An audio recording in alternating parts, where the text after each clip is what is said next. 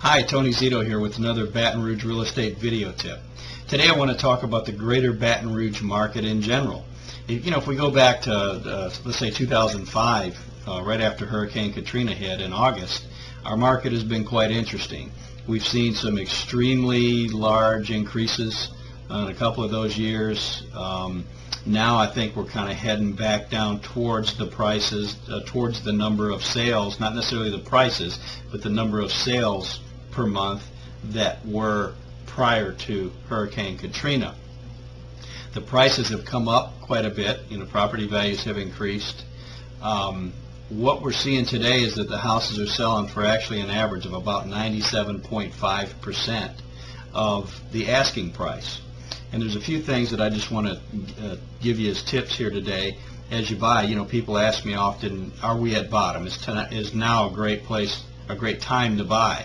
But what about this lending crunch? Is it going to cause a lot more foreclosures? Is there going to be, houses that we can get for 50 cents on the dollar? Well, obviously nobody has the answer to that. Personally, I think prices may come down a little bit more, but I don't see any indicators to show that they're going to just hit rock bottom to where you can go out and buy a $200,000 house for $120,000. There may be isolated incidents where you maybe could find something like that, but it's not very likely. I would say it's a good time to buy. A couple of things that I'm going to point out to you here that if you keep these in mind, you're going to be okay. First of all, keep in mind that real estate doubles every 20 years. And I would challenge you to maybe talk to some people that have been in their home 20 or 30 years and ask them what they paid for it, and just look and see what the price is. Now, there may be obviously some exceptions to that, but I think overall, again, speaking about averages, the second thing to look at is be sure you don't overpay for your house. Be sure that your realtor runs a comparable sales and the house is priced within what the other houses in the area are selling for. Of course, then you'll get an appraisal, and that's going to be kind of where the rubber meets the road.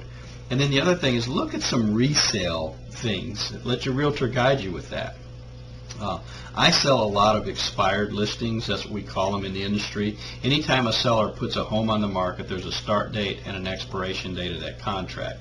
And when the expiration date comes, a lot of times those people will call me, and I list those properties and actually get most of them sold. But here's a few things that I've seen over the years that make houses a little harder to sell.